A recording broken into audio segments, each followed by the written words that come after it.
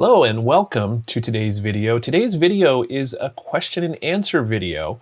The questions are from my Art 147, which is Introduction to Digital Photography, and Art 149, Creative Photography classes at Highline College for fall quarter 2021. So across the approximately 70 students in the three sections of those classes, I've asked them to submit 2 or 3 questions that I would answer here. It's always interesting to see the questions. There's usually some trends, but there's always some surprises, which is a lot of fun. This is one of my favorite classes of the quarter. So there's a total of 51 questions that I've got in my queue here. I think I'll get to all of them today. So there's a lot of questions. It's going to take a little bit of time, so get comfy, get a beverage. I have my stainless steel water cup, not sponsored. So there you go. Let's see, a couple of things before we begin. First, these answers are obviously from my opinion and experience and preference. If you have your own experience and preferences or different insights into these questions, I would love if you would add them in the comments below. I've learned so much from some of these YouTube comments. I'm really grateful for them, so I love if you participate in this conversation. Secondly, one of my most common answers will be, it depends. It depends. You need to know more information, or it's very personal. So watch for that one, and I'll try and give you some examples on each of those. So what I've done is I've broken the questions into different categories, and so you can, and I will list those categories in the time code below in the description, so you can jump to the categories that most interest you. So let's go take a look at those categories, and we'll get started with the questions. So the first category is growing as a photographer, a few questions there. Then we have photo editing, portraits, photography business. I feel like I'm on Jeopardy announcing all these categories. There are no prizes except for new knowledge. Camera gear is next, and then we got composition, phone photography, a few questions there, and then the miscellaneous category, things that didn't quite fit into any of the above. So are you ready? Here we go. So category 1 is growing as a photographer.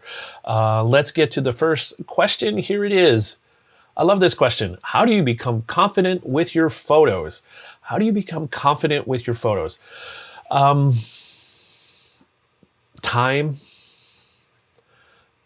practice, experience, feedback from others who say, you're a good photographer. You're creating interesting photos. I like what you're doing. Please create more.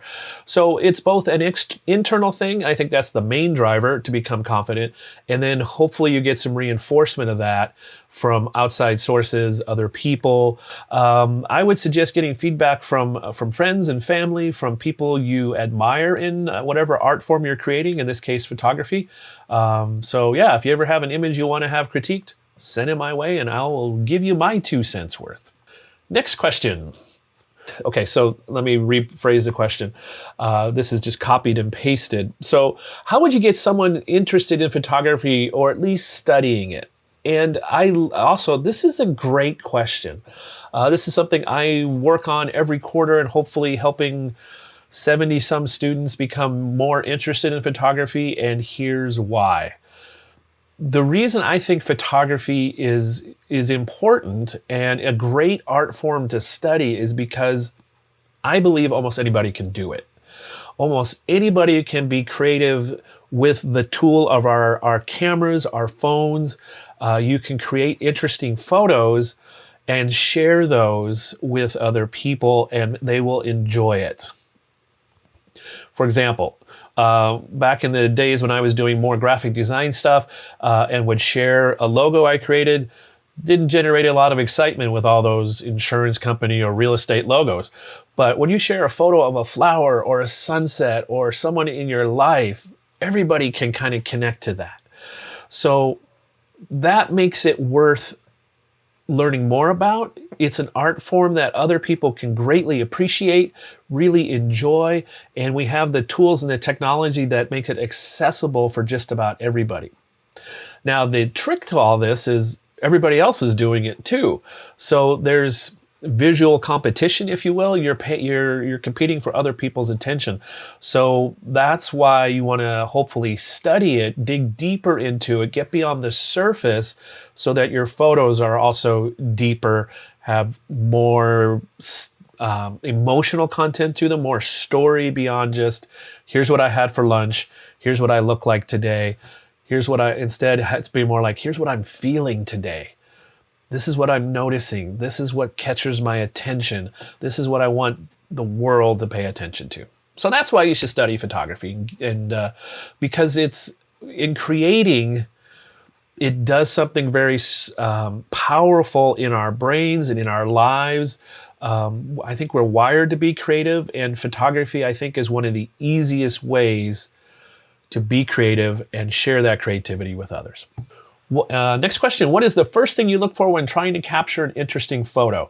That's a good question. One of the first things I look for is something that made me notice it.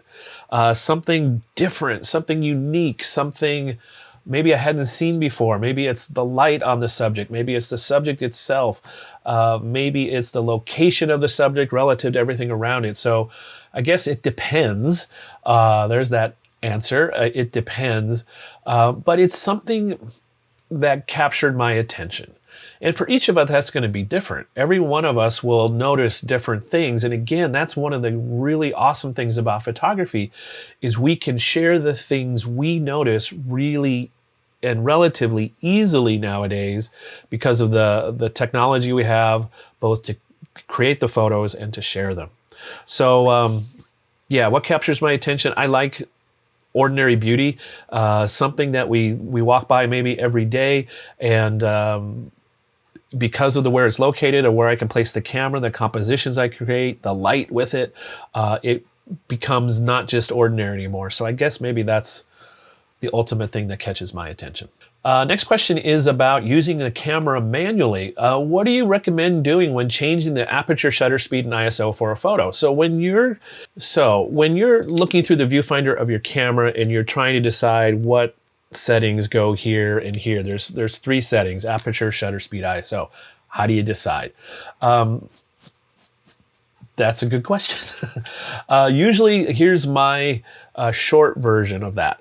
My short version is I start with the ISO because that affects image quality. And when I walk into a space, wherever it is, inside, outside, I will set the ISO at the lowest value that I can to use the shutter speed and aperture combinations that I have for storytelling. I know that didn't make much sense. Hang on, let's come back to it. So the next setting I usually set is the aperture, which is the opening in the lens, the size of that opening. I usually, most of the time, go with the widest opening. That gives me separation of subject, also lets me get the most light in my image. So then I go to shutter speed, and that one I'll usually be the one I change from photo to photo in a given setting. So how do I decide what shutter speed to use? The shutter speed you choose depends on what you want to do with motion in the photo, because shutter speed affects how motion is rendered in your image. So if I want to freeze the motion, I usually need shutter speeds faster than 1/60th or 1/125th of a second. And if I want to have blurry motion, it would be longer duration shutter speed. So they all go together.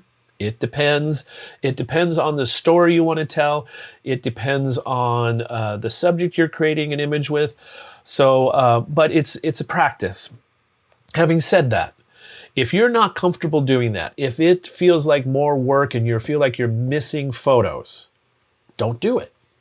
Leave your camera on one of the auto modes and enjoy the process of framing your photo, of creating what goes in the box that your camera views the world through. That's the harder part of photography. When you feel comfortable with looking through this little two-dimensional box at the world, then as you are growing in your experience and growing in your comfort with using a camera to create images, then maybe the next level of learning would be manual exposure, shutter speed, aperture, ISO. Next question. How do you select photos for a portfolio? That's a good question. I'll try and keep the answer relatively short. The short answer is create a portfolio of images that you want to create more of. So if you want to be a wedding photographer, and that's your primary way of expressing yourself with photography, put wedding photos in there. Don't put photos of cars or flowers. Be people photos at weddings. If you want to create more photos of cars, then it should be cars. If it's portraits, portraits. If you're a fine art photographer and more general purpose, then you would want to select a sample of images that show your best type of work that you want to create more of. And you might have different portfolios for different audiences, different markets. So you might have, again, if you're a general purpose type photographer, you might have a wedding portfolio and a portrait portfolio and a landscape portfolio. So that's how you do it. Here is the other suggestion I have for building a portfolio. Limit the number of images, maybe to about 24, 25. The reason for that is it's hard to have that many images that are where they sing and dance and everybody in the world almost would give them 2 thumbs up. The other reason for choosing that number is it's easy to kind of see a body of work in a couple dozen images. You get a sense of what the person is doing, and any more than that almost becomes noise and just extraneous. So here's how to approach building and updating your portfolio. If you add an image to those 24, now you have 25, you got to take one out. So theoretically what's happening is every time you add an image to your portfolio, it gets stronger because you've taken out one of the weaker, and by weaker I mean ones that doesn't represent your work currently as well as this one you've just added. Hope that helps. Great question. A long question here. This one is about what am I thinking about when I'm creating photos, and do I have that in mind as I'm going out, or do I respond to what I'm looking at? And again, the answer, well, it's not going to be depends. This answer is going to be both and. Both and. Oftentimes I'll have an idea. I'll be in a mood. I'll be wanting to do something. There will be a specific atmosphere. If it's a rainy day, it kind of leads itself to one type of photo. If it's a sunny day, it leads itself to another kind of photo. However, then when you get to wherever you're creating the images, then I think it's important to be flexible and respond to what's in front of you. So it's both and. Yes, I have an idea in mind, and then I'm responding to what I'm seeing. Because oftentimes what I envision is not even close to when I get there. There's different opportunities, like if you're doing fall photography and you get there and all the color's gone, well, then what am I going to create pictures of? So both and. Have the idea in your head before you go out, have some concepts, and then respond to what the situation is when you arrive wherever you're creating photos. I get this question just about every quarter. And how do you find the motivation to go and take photos? How do you not get tired of creating photos? And that's another really great question. I think for me, the answer is because I identify myself as a photographer. So photography is a big part of who I am. It's the way I create, the way I share about the world as I see it, as I hope it would be, as I notice it is. So it's a big part of who I am. Also, because of that, I think I've structured my life around being able to create photos more readily. I don't have other commitments that pull me a ton away from being able to create photos or make me so tired that I don't have the energy to do it. So it's kind of at least in my, the way I've structured my life, it's pretty good for creating photos. Having said that, there's still times where I have to just say, get off the couch and go create some photos. Pick up the camera and go somewhere, even if it's outside the front door, and just walk around the neighborhood. Motivation is not an external thing, it's an internal thing. If you're waiting for motivation to come to you, it may never happen, and inspiration will never happen like that. So inspiration happens in the act of doing the thing you want to be inspired to do. So if you want to be inspired to create photos, pick up your camera and go start creating photos, and then work at it for at least 20, 30 minutes, get in the flow, get in the groove. And then all of a sudden, hopefully you've had a little success. You've created an image you like or two, and then now let's find some more. So inspiration, motivation comes in the act of doing the creation. And again, I'm blessed. I'm fortunate. I have a life that's structured around that, the ability to do that fairly frequently. I know as students, many folks are working a job or two. They're doing other classes. They have other commitments. So they maybe have a little tiny slice of their week where there's a time to create photos, and often that's because it's an assignment. So hopefully, my greatest wish for all of you photography students is that you've enjoyed this enough and it's been helpful enough to your life that you will want to keep doing this in creative and artistic ways after this class is over. All right, next question. What kind of important life event or experience helped improve your photography skill? This is another really great question, and what I really like about it is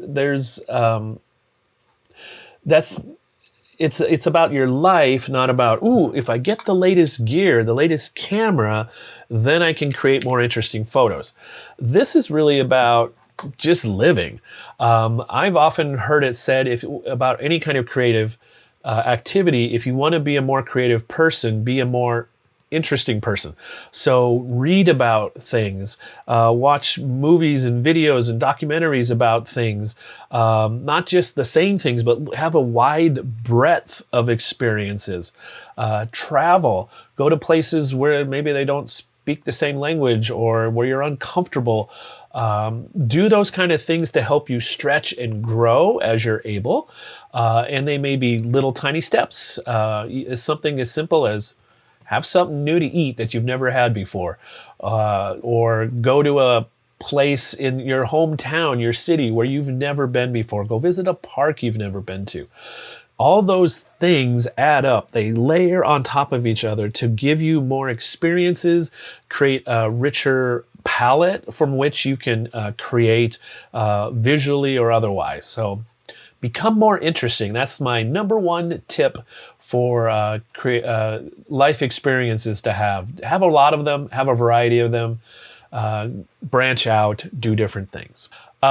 Next question is, again, I love it. It's not technical. It asks about personal things. What is one thing you consider to be the biggest part of creating your own photographs? I think my answer to this, at least today, and this answer might change in a year or 10, is what's important to me personally in creating any kind of art, especially photography, is it says something that maybe other people aren't aware of. So for me, I want to bring attention, generally speaking, to ordinary stuff of life and present it in an interesting, hopefully artistic way that gets attention. Honestly, there's an element of, hey, look at me at this. But there's also an element of, hey, I have something I think y'all should pay attention to.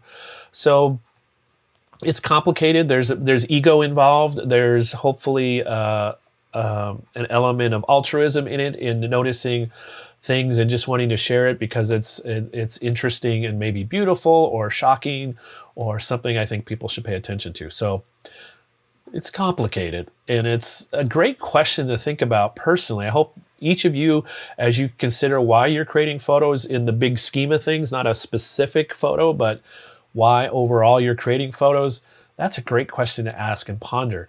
And it'll probably change at different points in your journey of the craft, of learning it and growing in it.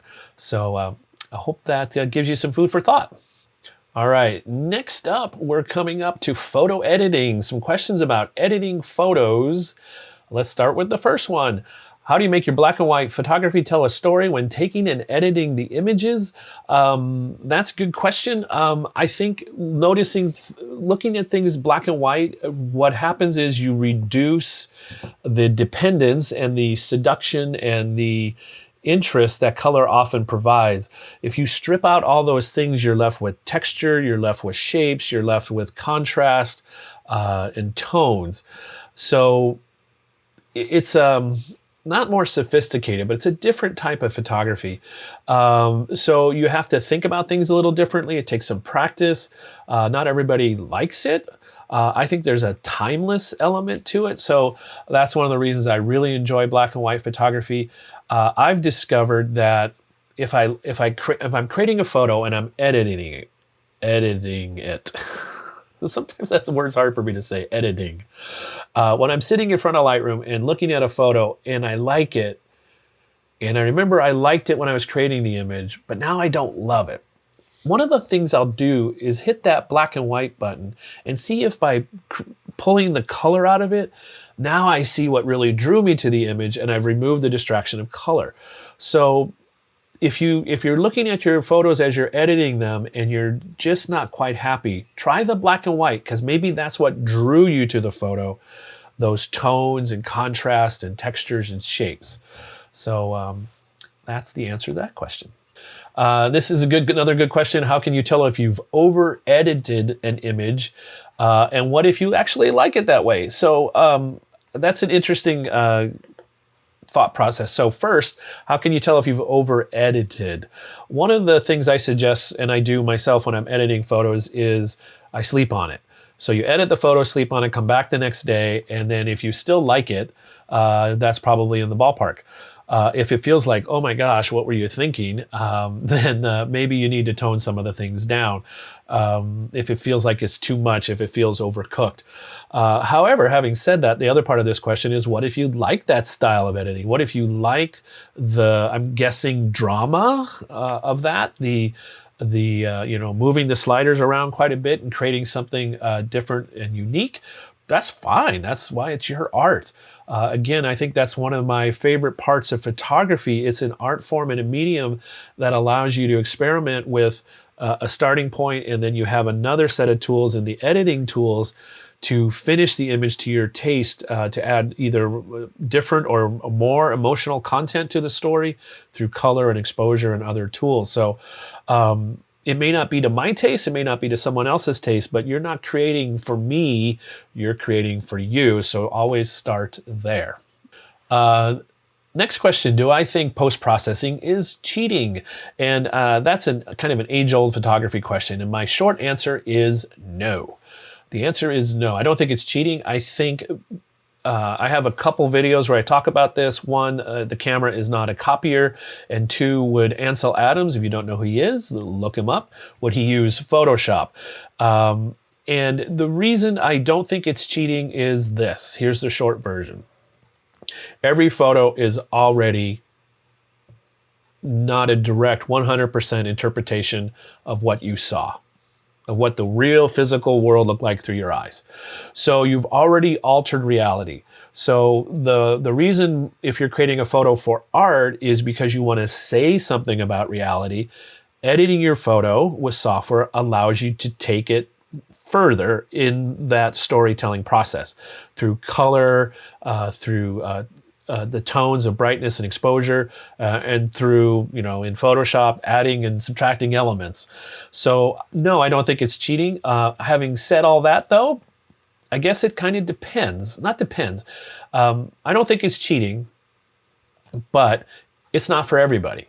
Some people don't like to edit their photos just because they don't enjoy that technical process. I personally really enjoy it. For example, my wife does not. So she does not edit most of her photos. She takes her photos in JPEG format, so they've got some of the edits already cooked into them. And then she's ready to rock and roll to share on social media. And when we're working together on a project, I get to edit the photos. So because that's something I do enjoy. So not for everybody. If you don't enjoy it, don't do it. If it takes away from your joy of the creating of the photos, then don't edit your photos. Find a way to create the photos in camera that looks and tells the story as much as you can of the thing you're trying to create artistically. All right, next question is it better to use filters and effects built into the camera while taking the photos, or take the photos in raw format and add the effects or filters in post? And my opinion is, generally speaking, would be to capture the photo that gets you closest to the middle, so you might have the most room to go to extremes. So in camera, don't use filters, effects. because most of the time that'll be then baked into the photo, so you can't change your mind when you sit down at the computer. But if that again helps you be more efficient in your process, more creative in your storytelling, then by all means do it. It doesn't work for my preferred workflow. So that's the answer to that question.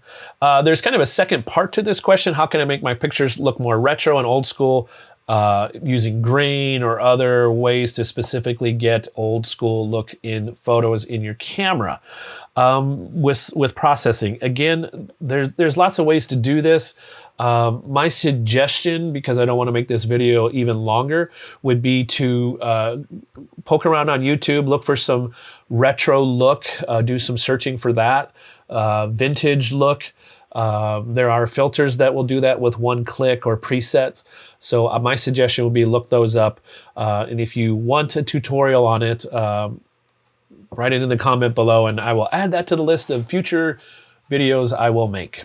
But there's obviously ways to do it with software. Next question, how do you organize old photos in computer storage? Do you ever delete? How do you categorize them? Another very good question. The short-ish version of this is I generally don't delete photos unless they're out of focus, or I left the lens cap on, or they're just a total goof.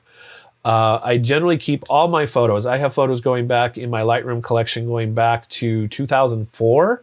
So at the time of this recording, that's about 17 years. I have not quite 200,000 photos in my collection. I keep them all. You never know when you're going to need them, and it's always a fun time capsule to go back and forward. I organize my photos as I import them. I create collections. So that's a super helpful way to be able to find all those photos. So if I can remember where a photo was taken, I can usually find it because I've organized as I've imported the photos. So to answer that question a little more in depth about keeping old photos, storage, and all that, here's the rest of the answer. This is what it takes, for me anyway. And there's a story that goes behind this. So let me tell you what I have, and then I'll tell you the short version of the story.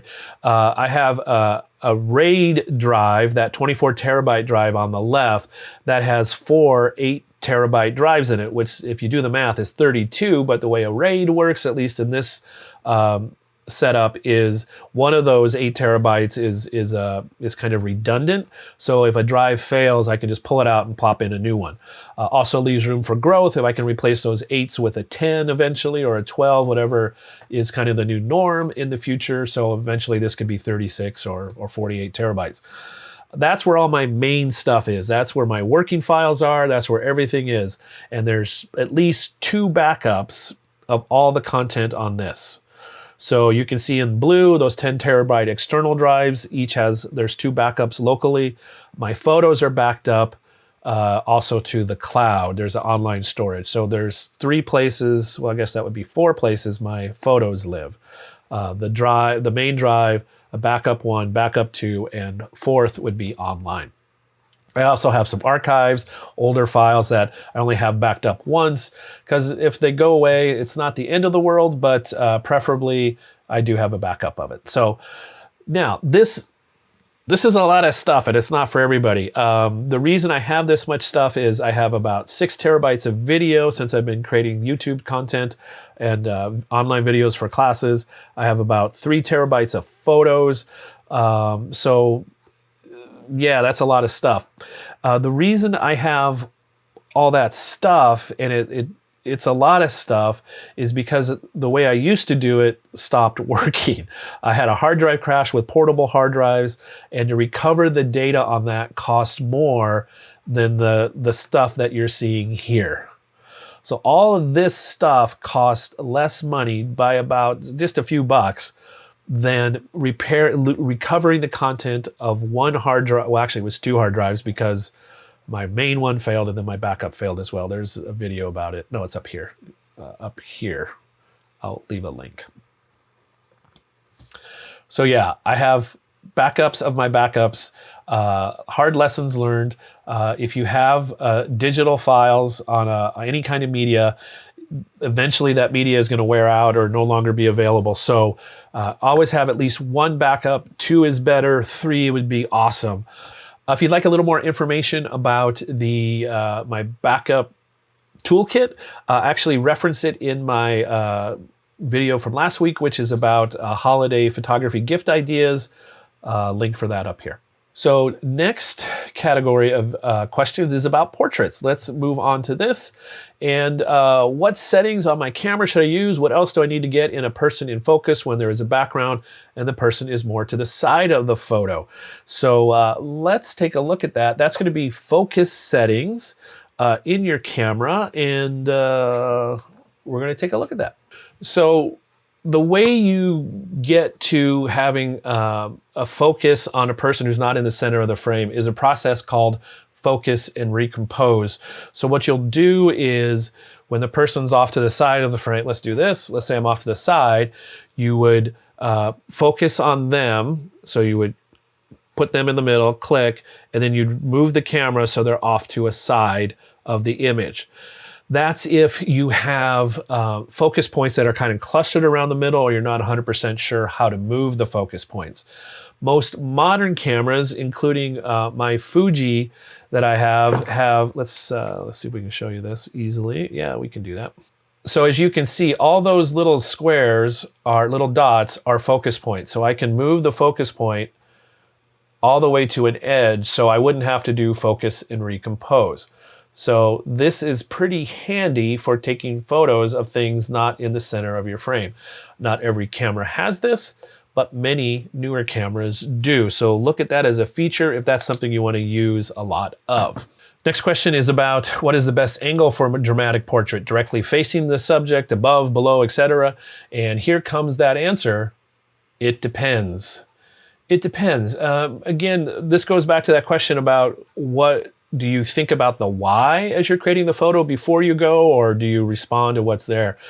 So think about what you're trying to do with the portrait.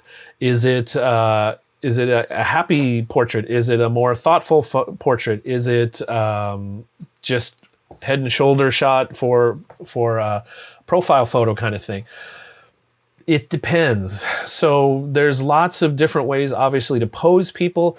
My short answer would be hardly ever have people straight to the camera, because this is the broadest you will be, the biggest you'll be. A quick way to make people look a little more flattering on camera is to turn sideways a little bit, and then you drop the front shoulder. If I can get my arm out of the way, my arm. So you drop the front shoulder a little bit, and then you do this with your chin, get the chin out so you don't have this going on, and then forehead out and down. If you want a video about this, go to Peter Hurley, Hurley. I will link to that up here. It's called It's All About the Jaw. It's a great little headshot posing tip video with lots of views on that. So think about what you're trying to accomplish. Think about what the person you're creating the photo and portrait with wants to have accomplished, and then that'll help determine what you do with posing. Next question. What are some tips that you might have for taking good pictures of people? Good pictures of people. I think the best photos of people happen when they're not noticing the camera, when they're just doing their thing, when they're being people, when you've, as a photographer, you've disappeared, you're just part of the background, and you're noticing things, you're noticing interactions, you're noticing all the stuff that people do that's fun and hilarious and serious and thoughtful. So that would be my suggestion. I know there are several portrait photographers, they call them lifestyle photos, and they'll spend a day with a family or a half a day, and they'll just hang out with them. And eventually you do kind of become part of the background, and the click of the camera just becomes part of the noise of the day. So if that opportunity presents, then that would be cool. If you have a shorter time, then obviously you're probably into posing or doing that kind of thing where it's more structured and you're trying to do that. But basically, practice, find the way that you enjoy creating photos with people, find the way that you interact with people and the type of situations that you enjoy. This is a little bit of a gear question, but it's about portraits, so it's sitting here right now. What photography gear would be best for taking photos of people? The main thing I think in creating photos of people, it's really all about the light. So as I've shown before, there's 7 lights in here to create this look on me, especially if I just turn off the one. You know, it's a very different look. Let's go back to here. So you can see that. So there's with the main light off, here's with the main light on. So lighting is a huge part of it. A lot of photographers will do just natural light, and that's totally awesome because it's free. It's free. And they learn how to make that sing and dance. As far as camera gear, you know, most modern cameras will do great for portraits. Portraits are not a technically difficult or demanding type of photography. Just about any modern camera that's new can do that well. The main part of your gear that you'll want to select are the lenses. They tell stories in very different ways, different focal lengths, different apertures. So that will potentially be your biggest part of your gear investment, will be the type of lenses you choose. So I know my most expensive lenses are my portrait lenses, the lenses I use primarily for portraits, because they have a certain magic about them. So lenses are a pretty big part of portrait photography. Next up, we have photography business. Photography business, the business side of photography. You probably know what the first question will be. It's how would someone go about creating a photography business? You know how you know you're a professional photographer? When someone pays you. That's pretty much it. There's no licensing, professional licensing you need to say you're a photographer. There are no specific endorsements you need. It's pretty easy. You have a camera and you create photos and someone pays you for them. Now you're a photographer, a professional photographer. There are some state business licensing requirements. They vary by state. I know in Washington State, it's pretty easy. It's an online process. You need one for the state. You need your state business license in whatever city you will primarily be operating in. And then you have income taxes and stuff like that. So there's the whole paperwork side of thing, and then there's the photography side. Some people discover that professional photography isn't for them because you've taken your art, something you're creating purely for yourself, and if you're a professional photographer, you now have a customer, someone who wants done a certain way. So be aware of that. But it's a great photography is a great type of business you can do if you already have the camera, especially because you can do it in your spare time. You can do it as an add-on. Basically, any income you would generate would be kind of extra money until or if it ever becomes a full-time thing. So that's some thoughts on getting started with it. It's easy. There's no reason not to give it a try, in my opinion. You may discover this is what you've been meant to do all along. So this question is for me. Well, how did I get started, and what was the moment you realized you wanted to go professional? I don't know if there was a specific moment. I do know that I bought a real camera for myself, a Nikon D70 back in 2004, to add on to what I was doing as a graphic designer at the time. And then it kind of evolved, not by plan, but just by circumstance, into that became the thing I did more of. So I don't remember a specific moment. Probably the closest I can get to a specific thing is watching my son when he was doing his senior project in 2010, doing a photography senior project and helping him with that and noticing how he was creating photos. And I'm like, I like what he's doing. I want to do that too. So that's probably the moment. I should probably add here a caveat about all this business stuff. I have never been a full-time, sole income professional photographer. It's been a side income to support the graphic design business and now in the teaching career. So my answers will be framed in all of that. So please be aware that I've never done this as again, full-time, sole source of income. So now you know. So how would one be able to get a photography job in the future?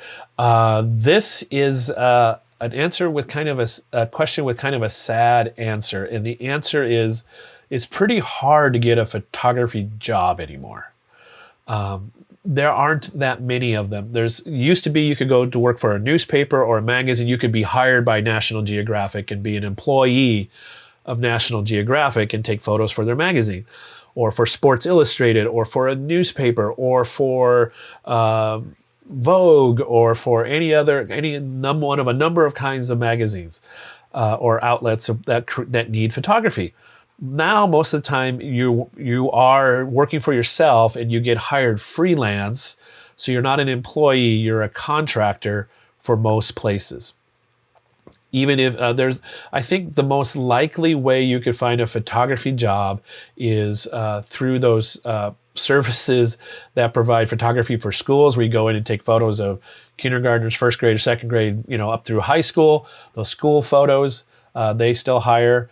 They don't pay very well, but it's a great place to start and practice learning some of the skills, learning how to interact with people, that kind of thing. So there's not a lot of photography jobs where you are hired, paid, employed. Your paycheck is because you are a photographer. Most people are working for themselves, and then they hire themselves out as a contractor for different places. Next question, how much should I start to charge? What is it worth? The advice I always give here is when you price your photography, don't pay what you would pay. Don't charge what you would pay for it. It's worth more than that. Especially if it's a full-time, your main source of income, it needs to be a higher amount than you expect, probably double or triple what you are thinking in your mind right now. There's some worksheets for this. Again, something you can Google or do YouTube search on. How much should you charge? I know if you're living in the Seattle area and you're living on if you're not living with your parents or with somebody else, you probably need to be in the $100+ per hour, maybe 125, because look at all the expenses you have. You have your camera gear, you have rent, you have automobile, you have taxes, you have food, you have all these things you're paying for yourself, insurance. All those things come out of your pocket. And the other part of it is, if you charge hourly, you're not working 40 hours a week. You're not actually clicking the shutter with paying clients 40 hours a week, more than likely, especially as you get started. Having said all that, as you're starting, what is your stuff worth? It's worth what people will pay you. My suggestion is rarely, if ever, work for free, purely free, unless it's an experience that you just can't get anywhere else or can make connections. At least get people to buy you lunch. Creates a different kind of connection, a different kind of expectation around the work, both for the person doing the work and the person receiving the work. It's just kind of how most people are wired. So generally, don't work for free. If you ever need any specific advice or want to help on pricing, send me an email and I'd be glad to help you with that. What different careers photography are there? Which one do you recommend doing? So there's lots of different ways to do photography. There are portrait photography, landscape, wedding, events, fine art. Those are just some general ones. How do you decide which one? Probably the most lucrative, the ones you can make more money on in the beginning, are the ones that involve people having photos created of them, so portraits and weddings. It's also the most competitive. There's lots of other people already doing that because it's what people will pay for. People will pay more for a picture of themselves to hang on their wall than a picture that you took on a trip to hang on the wall. So that's just the reality of it. There's lots of competition, but doesn't mean we don't need one or two more or 100 more. So by all means, if that's something you're interested in, it's a great time to discover that and find out the way that you are unique in doing that. When you're creating photos of people, what they're hiring more so than your portfolio, they're hiring you as a human being. That's something I think a lot of people don't think about. Most people can create interesting photos, interesting portraits, interesting wedding photos, but the experience of that, if you're spending 10 hours, 12 hours with someone on a wedding day, plus all the prep and the after, is you want to enjoy that experience. So practice your people skills, learn some psychology, learn marketing. It's not just clicking the shutter or moving the sliders in Lightroom. There's a lot more to it when there's people photography involved. I recommend, as far as, do you focus on one, pardon the pun, or do you have a wide variety? Me personally, I'm easily bored. I do a wide variety of kind of things. I also do some training. I do this YouTube thing. So most of us will need multiple income streams through photography. So be aware of that if you want to dedicate the career type thing to photography. This is kind of related to that previous question. Where does my income come from right now? It's mostly coming from the training. I have one-on-one training that I offer online or in person for people. And that's where most of my income. The next level is probably some of the YouTube stuff, and then, well, actually next would be weddings and then YouTube. So it's nice having the multiple income streams because that evens things out during the different seasons and cycles. So I highly recommend multiple income streams. Next question is about social media. How important is building a large social media presence?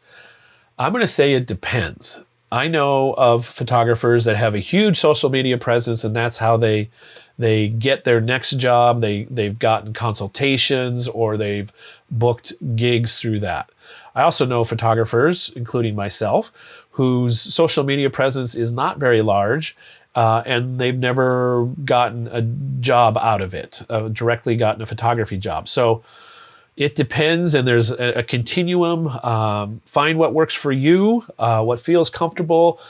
Discover how much time and energy to invest in social media that makes sense for both your preference and the kind of work you're trying to do. Again, kind of a connected question. Do most of your clients hear about you through word of mouth or social media? For me, it's word of mouth. Someone tells someone who tells someone.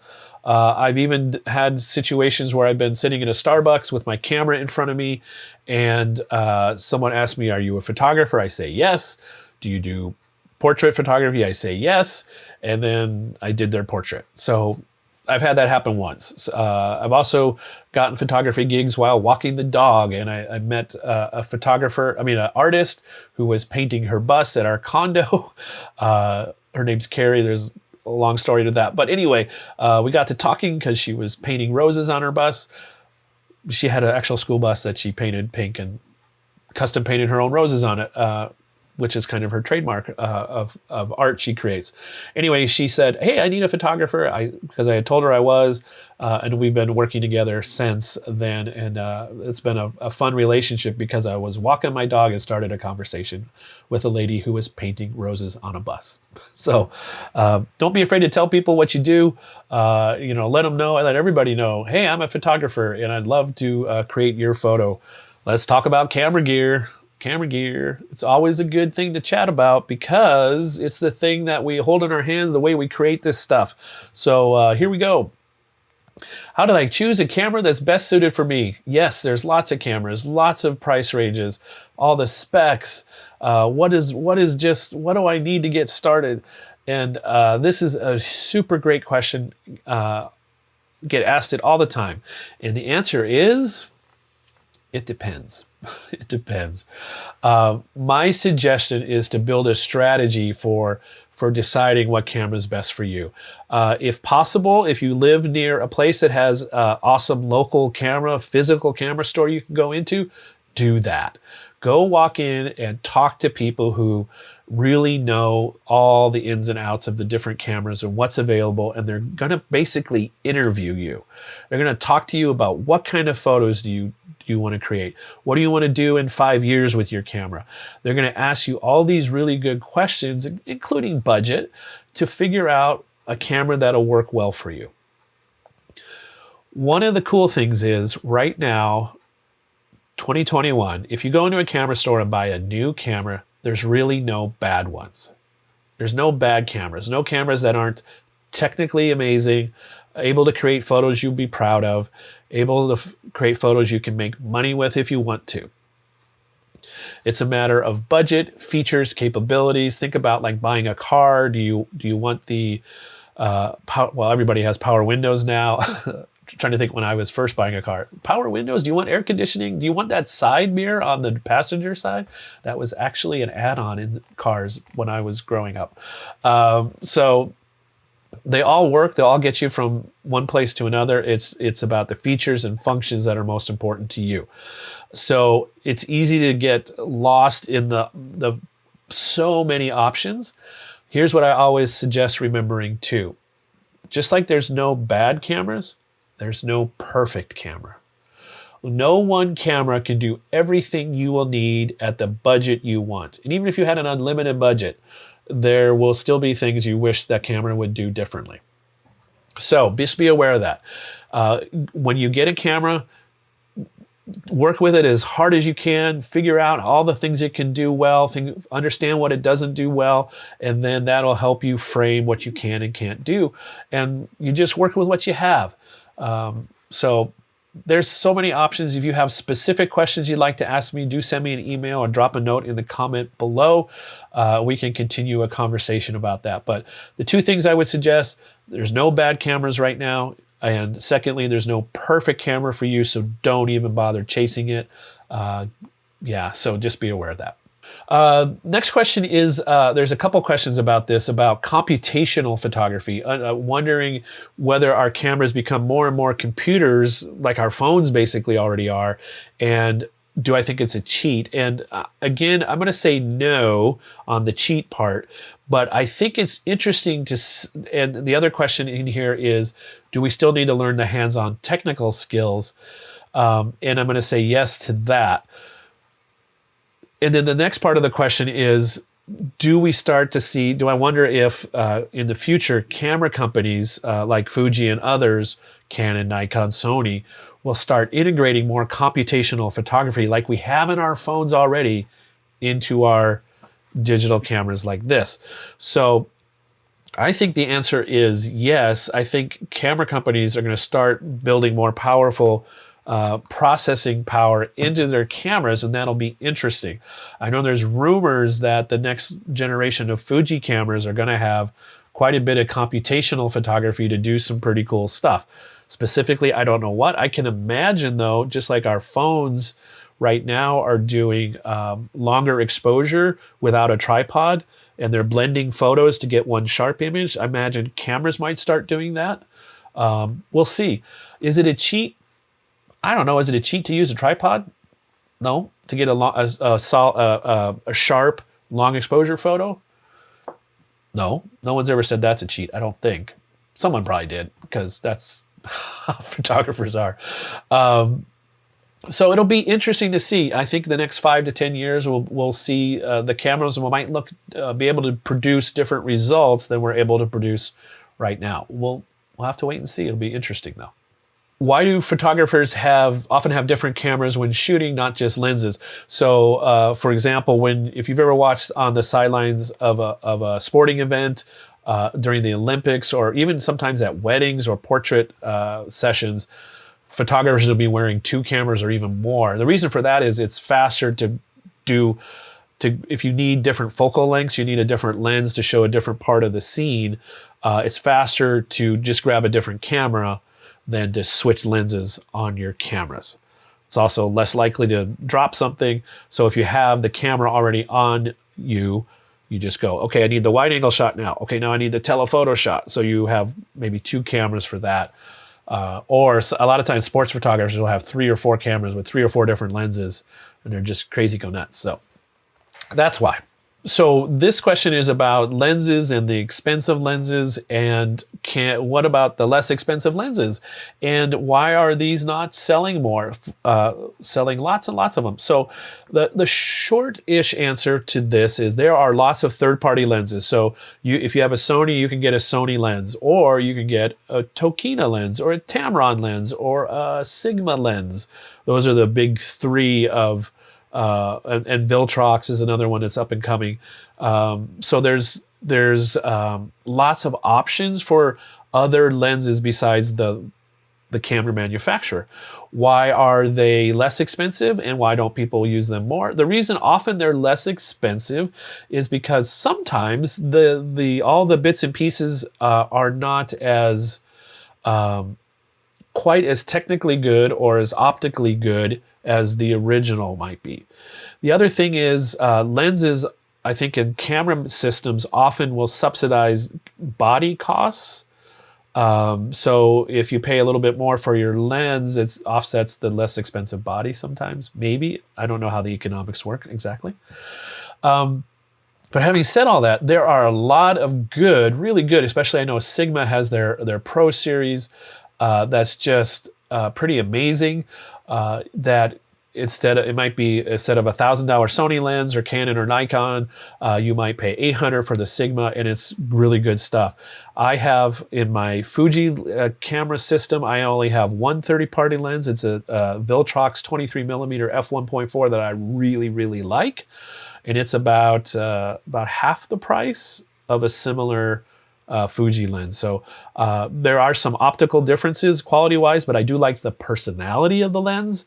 So there you go. The neat thing is with lenses, you can potentially rent them before you buy. You can read reviews and watch reviews on YouTube to see what other people are thinking before you do buy. But third-party lenses are a great choice if you want to get some good value oftentimes. All right, next question is about tripods. Is it necessary to buy one of the expensive ones, or do the lower quality tripods get the job done just as well? I tend to go kind of in the lower middle end of things for tripods.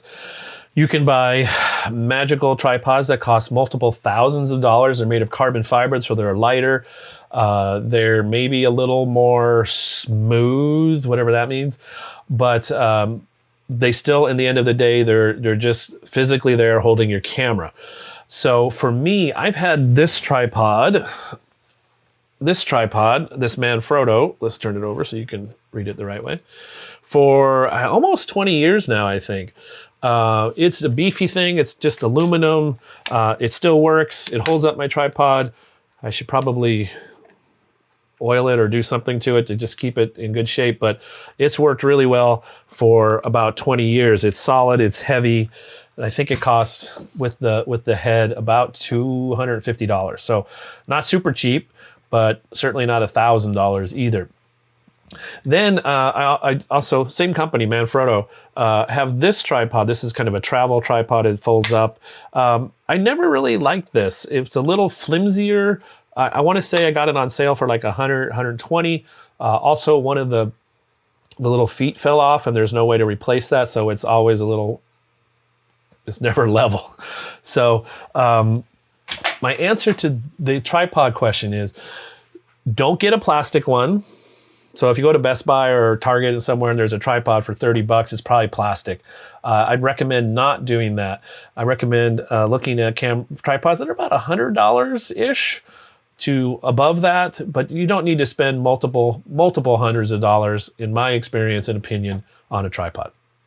Next question is kind of a category question. What's the best kind of camera? What's the best all-around camera if I wanted to do car photography? And that's gonna depend a little bit. Here's what I mean by why it depends. First of all, car photography is not necessarily a particularly technically demanding type of photography. If you're relatively either casual about it or depending on what kind of output you're doing, who it's going to. If you're creating photos for like Car and Driver magazine or those magazines, that's a little more technical. If you're creating photos for your website or for a car show, less technical. So if you're kind of doing those general purpose, less super demanding technical type of photos, then I'm going to say just about any camera. Again, modern camera will work well. You're going to want some lenses that will give you probably wide angle options and good sharpness, but there's no specific camera, just like because it's not a technically demanding type of photo. If you're taking photos of cars sitting still, if you're taking photos at car races, that's a little different. You need faster focusing and higher technical demands. But for car sitting still, not so much. Unless you're doing photos for advertising. You're going to sell a car, especially if you're going to sell a high-end car. So there's a guy named Tim Wallace who does car photography in the higher end of things, Aston Martin, Ferrari. He also does aviation photography. So He does studio work with a $20,000+ camera with amazing lenses, and you can see the results here. It's pretty spectacular stuff. He actually does these detail stuff, and he does, there's the setup, you can see that there. So yeah, that's a very specific, because he's doing high-end, super detailed, super high quality work that requires a very technically demanding type of camera, lens, and lighting. For us mere mortals, just about any camera will work. You need probably a wider angle lens most of the time, but that's it. Next question is, how should I use flash or other sources of external lighting? Carefully. Carefully. Sorry for the smart aleck answer. So using flash or other external light is a great way to give you more options for creating photos. I don't have a short answer to it, because it is a very detailed and long and involved answer.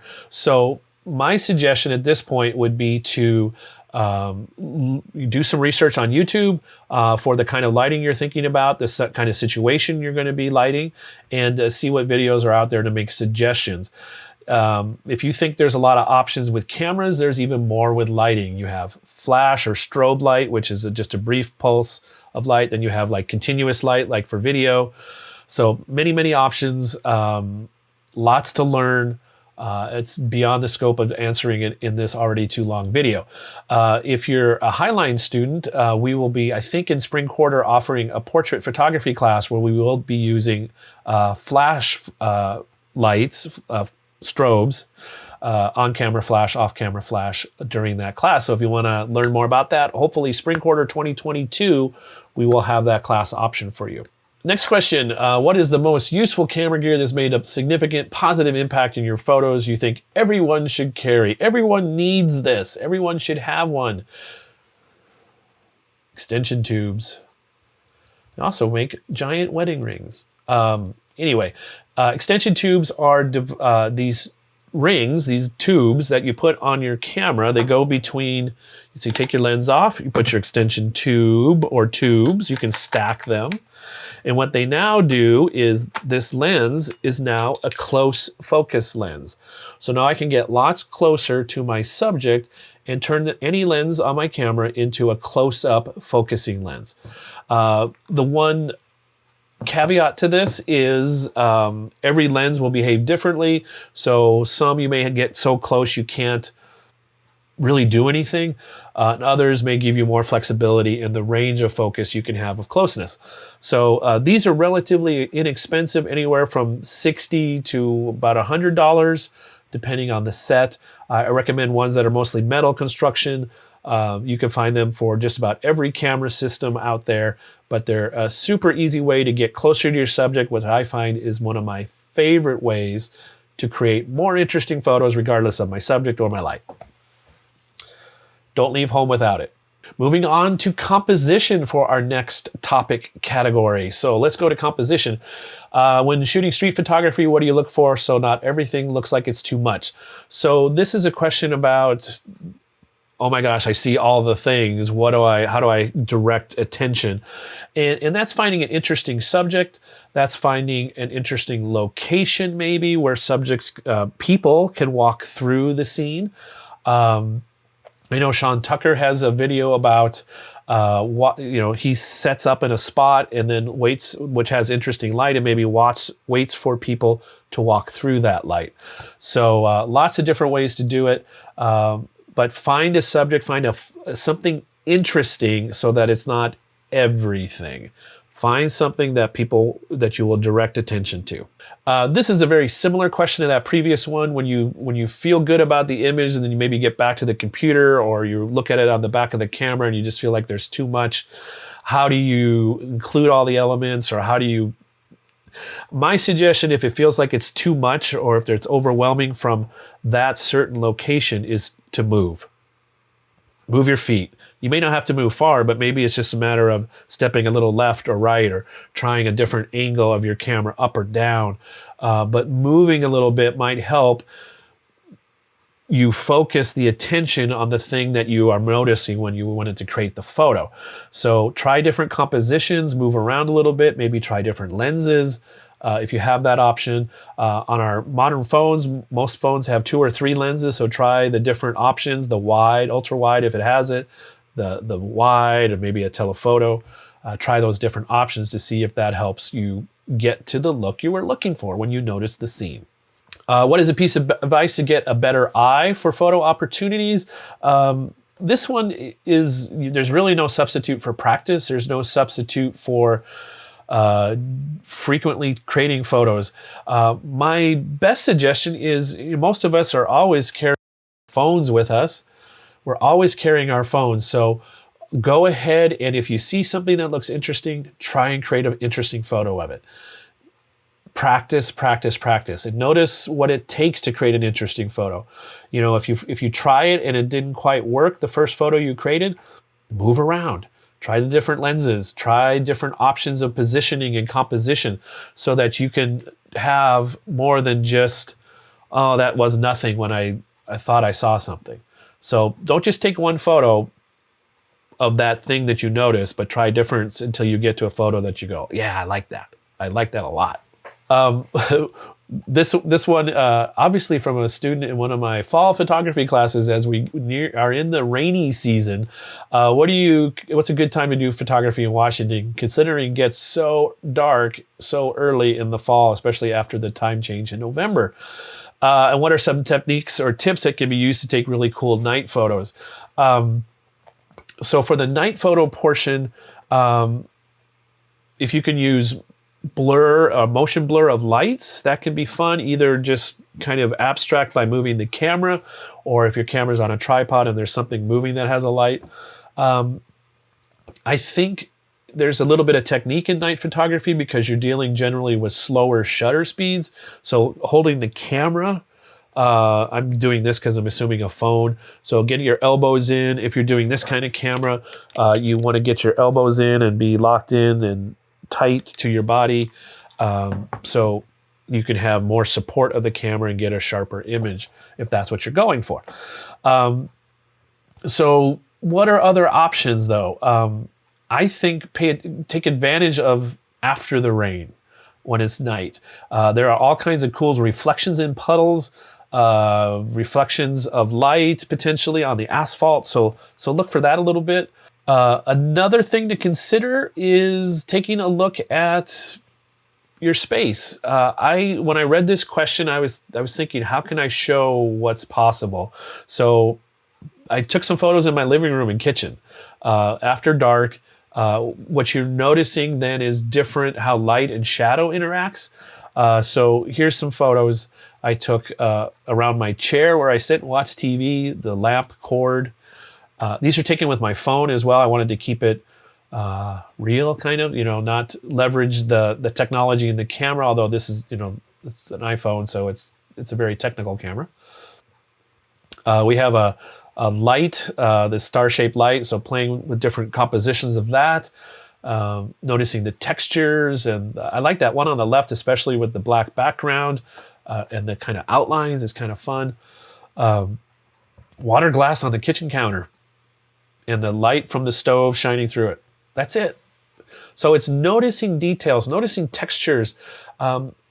It kind of gets back to that first question of how do you notice things? How do you get excited about creating photos? And it becomes part of the way I see things with practice and with attention to it.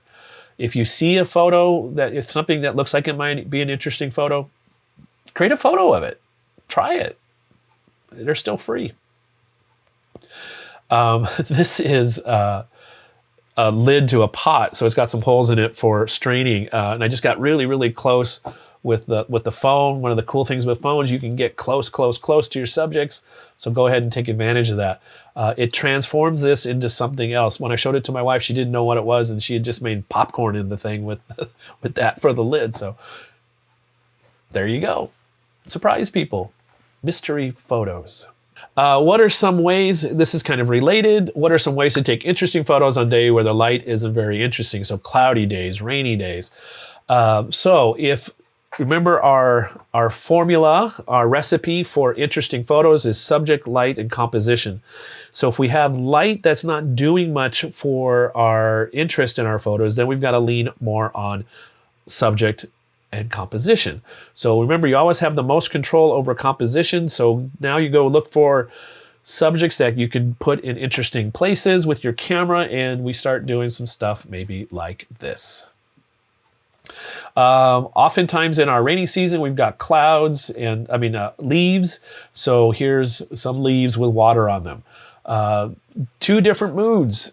There's a bright and sunny one with the red ones, and then there's a kind of dark and more moody one. They're both, I think, maple leaves. So interesting that one's the back side and one is the front side. So you get different looks. Look for different ways to represent the same thing in different conditions. Leaves on my car windshield with rain. Okay, so noticing the ordinary stuff and the way maybe nature interacts with the things around us. If you live in the Northwest, during the rainy season, you need the photo on the left. Everybody, I think, should be required by law to have this photo of raindrops on your windshield with a street light behind it. So the photo on the right is actually a skylight in the Apple store in Bellevue Square with a red leaf on it after this rainstorm happened. So so rain on windows. Notice the way patterns and shapes and all that stuff happen. Next up, we have phone photography, taking photos with your phone. How can we do that? What is it like? What are the options? What are techniques for taking interesting pictures with something like an iPhone instead of a fancy camera? First of all, the iPhone is a very fancy camera. The iPhone has more computing power than just about, I think, any camera out there currently. So it's a pretty fancy camera. Don't forget, you may be paying monthly for it, but it's probably $1,000-ish camera that can play games and surf the internet and do TikTok. So yeah, it's cool and it's pretty fancy, but so what are some techniques? What are some suggestions? First, understand the limits of the phone. It is not great when there's low light. Generally, they're getting better. I'm pretty impressed with the new one, but they have limits. Also, you don't have lots of lens options. You have 3 now on the Pro series of iPhones, but you don't have all the options you do on a camera like this. So what do? You live within those limits. You embrace the limits, understand the limits. You find out ways that you can still take that device and create interesting photos that you enjoy. One of my favorite things, as I showed in those samples just a few minutes ago, is to get closer to my subject. Get closer to the subject, so you put your camera in a place where you don't normally look at the world with your eyes. So I don't normally put my head down and get really close to the strainer or the lid, the pot cover that has the cool holes in it, but I'll put my camera right up close to it and create, hopefully, an interesting photo. So that's one thing. Understand how to hold your phone is a good thing. Understand that you have options for how you take the photo. Again, there's some really great YouTube channels that focus on phone photography, so do a little search for that and maybe get some tips and ideas, some ways to go beyond both the bathroom selfie and taking photos of what you're having for lunch. Some ways to create some art with your phone. There's lots of them. The cool thing is that your phone's always with you. So it can be your photography sketchbook. It can be your ways to try out ideas and maybe do some things you wouldn't do because you weren't carrying your camera around, but you did have your phone with you. That's how I use my phone a lot, is as a sketchbook. Those who don't have a budget to buy a camera and lenses, what are some ideas or options for adding things to our phones to make them more capable as a camera?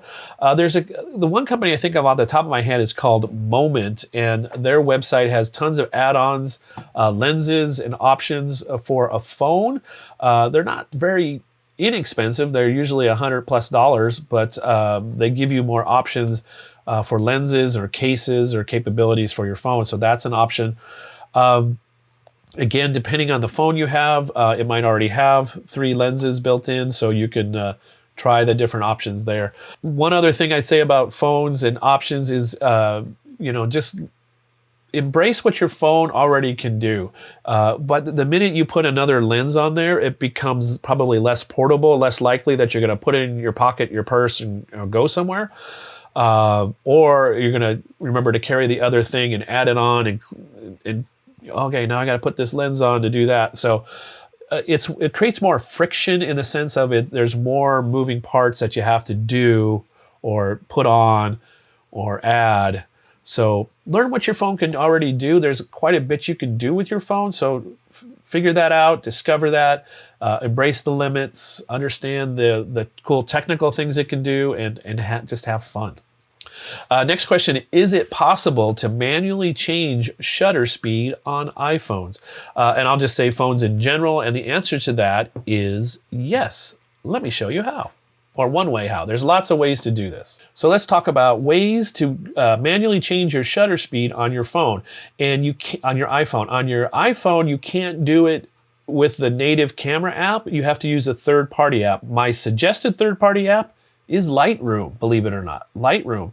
The Lightroom mobile version of the app will let you do this. So we're having some phoneception here. Sorry about that. Here, let's go over here. We'll look at Opus. So by default, you'll notice down in the lower left, it says auto. So it's working like your regular phone works. It's taking photos in automatic mode. But if you tap on auto, you have other options, including professional. You have professional mode, which is, now you'll see you have exposure compensation on the left. You've got shutter speed in the SEC, seconds. And you have ISO and white balance and so on. So if you want to tap on auto, on the seconds, I should say, which is shutter speed, now I can change the exposure. So I'm setting a specific shutter speed. And notice what it's doing is it's compensating with ISO to change that as well. So I'm now at 1/125th of a second. So yes, you can set your shutter speed on your phone with certain apps. Lightroom is free. You can also edit your photos. If you do the subscription version, you can use all the tools. The free version doesn't have all the tools. You can also access the different cameras here. I can get the telephoto camera. I can get the ultra wide camera. So again, we're back to phoneception. Look at all that. That was fun. I'm going to stop doing it though. Okay. So yes, you can add manual exposure to shutter speed, choosing a specific shutter speed with your phone. Have fun. Next up is the miscellaneous category. All those things that didn't quite fit into the other categories. This is the last category. We're getting near the end. First question is, would taking blurry images on purpose be considered art or just an easy way out? I like how you think. Let me answer that by showing you photos from an artist named Andrew Gray, who is in the UK, and he does intentional camera movement photos, and he's really, really good at it. ICM. So if you do a hashtag search for ICM on Instagram or other places, that's where you can find out more about this intentional camera movement to create art. So let's take a look at some of Andrew's stuff. So here's Andrew's website. It's Andrew S. Gray, GRAY.photography. So here's his gallery. Let's go to his latest work. And let's see what he's got. So what he's doing here is he's using relatively long exposures. I imagine it's different for every photo, and he's moving the camera. Then he also edits them, obviously, to get these different exposure looks and whatnot. So this is lovely stuff, and I wouldn't say it's an easy way out. He really is intentional about moving the camera, about ways he does it. Notice sometimes you can really see the subject, so what he'll do is he'll hold the camera still for a while and then move it. So you got to get the burn in of the subject, and then the light around it changes. You can see he's got this. I think this is the same subject in these two photos, but totally different looks at sunrise or sunset, and as well during different times of day. So cool stuff. art. Really interesting. At least I find it interesting. I've played around a little bit with intentional camera movement. I've never gotten results quite like that. But it's certainly something you can do to create artistic, interpretive, moody, very personal looks at, again, the world around you in a very, very different way. So yes, it can just be an easy way out. I'm just going to make a blurry photo, but it also can be a very personal, emotional way because of the way you're leveraging potentially color and motion to show the way you feel about something. Give it a try. Play with it. Now that you know how to set specific shutter speeds. Although I think the longest shutter speed you can set in Lightroom is 1 second. There are longer exposure apps that will let you set longer shutter speeds, I think up to 3 to 5 seconds on a phone. So look for those if you want long exposure apps on your phone. So when shooting in black and white, should the subject be something that is very colorful or something that didn't have as much color to begin with? It depends. What are you trying to do? Black and white can be about contrast. It can be about mood. It can be about feelings. So it depends. If the more contrast and variance in different colors, the more contrast you'll end up with in your photo in the black and white. If you have lower contrast, you will have in the colors, you'll have less contrast, which tends to be less dramatic. So depends on the story you're trying to tell. It depends on the mood you're trying to convey. Also, it depends on what you can do in software, because you can maybe take the blue and make it brighter or darker to increase or decrease the contrast relative to other stuff, or the orange or the other colors that are available for editing, at least in most software packages when you do black and white. It depends. Have an intention or experiment. Either way is fine, but it's fun to play around, and there's probably no wrong way to do it. It's just being aware of what happens in the different ways of contrast of colors when you first start to create a black and white. Next question is about keeping your lens clean from the elements when shooting nature, especially if you're out in the rain. A couple things I would suggest for that. The first would be this. This is a lens hood. It is a hood for your lens. So if you put this on front of your lens, let me line it up. Now there is quite a bit of space between this and the front of your lens, which will, if you're out when it's a little bit rainy, this will protect, unless it's moving sideways, this will protect your lens from most of the rain. Having said that, also, please be aware of the weather sealing ability of your lens and camera gear in general. Some lenses and gear are weather sealed, weather resistant at least. They're not waterproof. You don't want to drop them in the pool or the lake or the ocean. But a little bit of rain, and once you're out of the rain, dry it off, should be fine on some stuff. So it's often called weather resistance, weather sealing, other names. So look at your camera gear and find out if before you go out in the water, because water and electronics often don't mix well and bad things happen. So make sure your stuff is prepared for whatever environment you're headed to before you head to it and potentially ruin it. What are some good techniques for macro photography, and what are the best type of lenses? So macro photography is close-up photography, where you put the camera very close to your subject, depending on the lens. Depends on how close you get.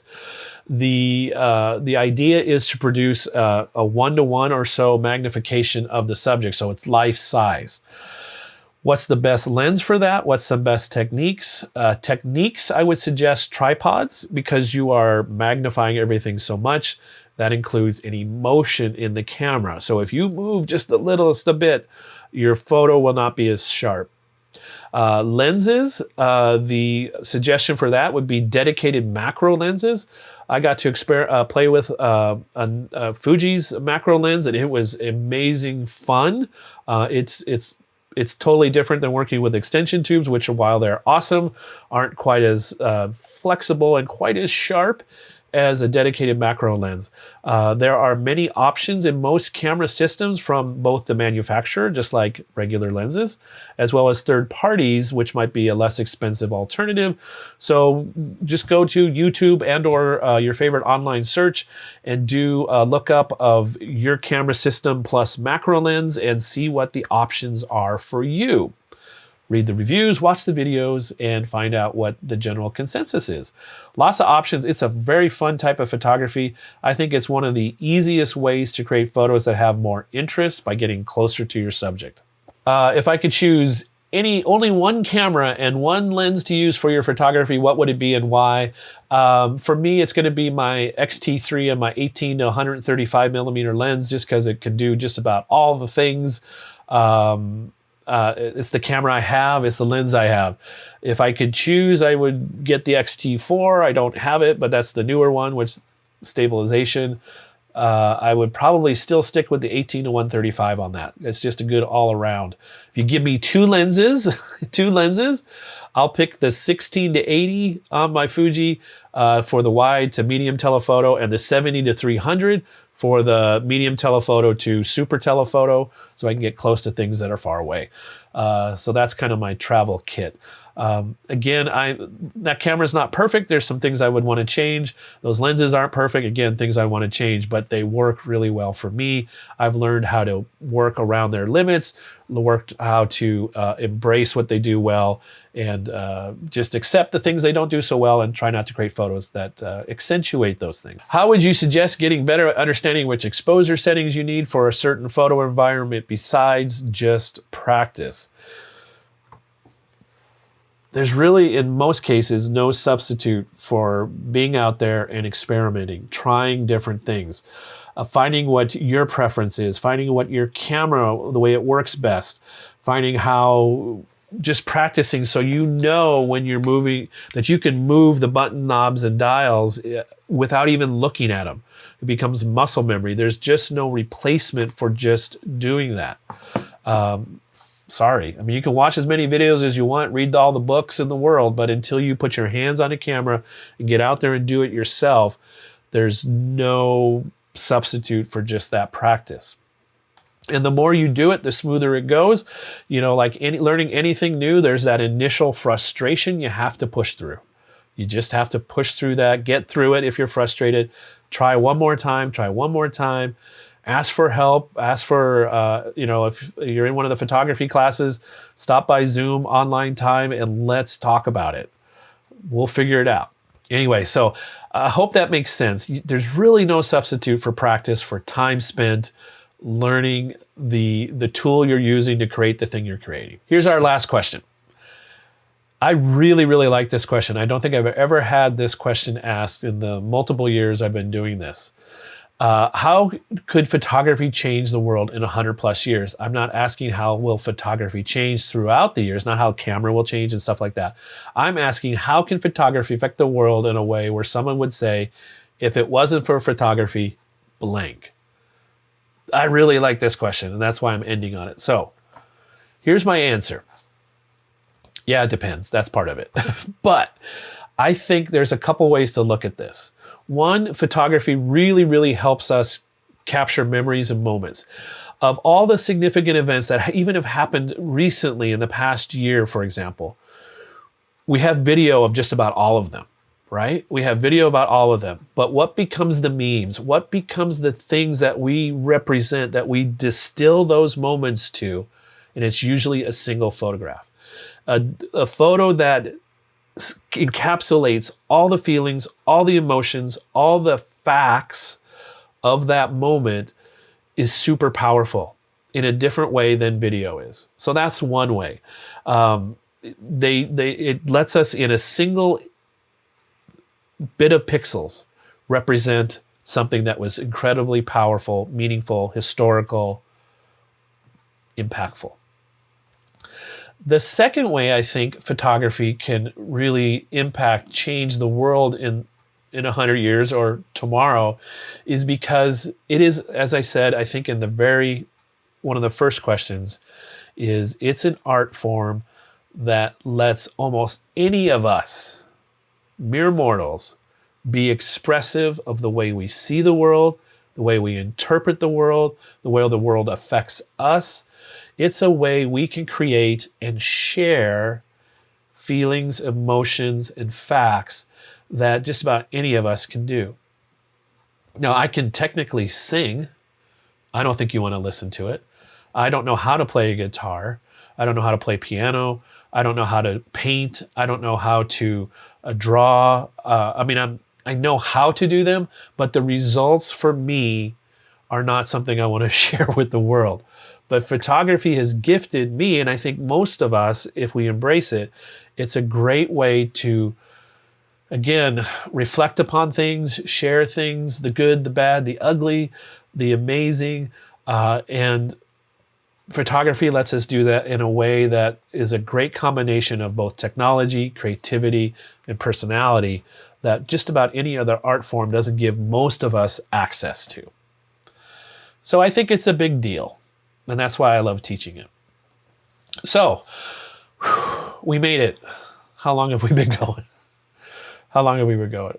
My recording time is over 1 hour and 45 minutes. This video will not be that long. There will be many edits made along the way, but it's a long one. Either way, thank you for making it to the end. I'm going to keep the outro pretty short in saying if you've enjoyed this video, please click the thumbs up. I thank you very much for doing that. It helps train the YouTube algorithm about videos you find interesting, helpful, and otherwise worthy of note.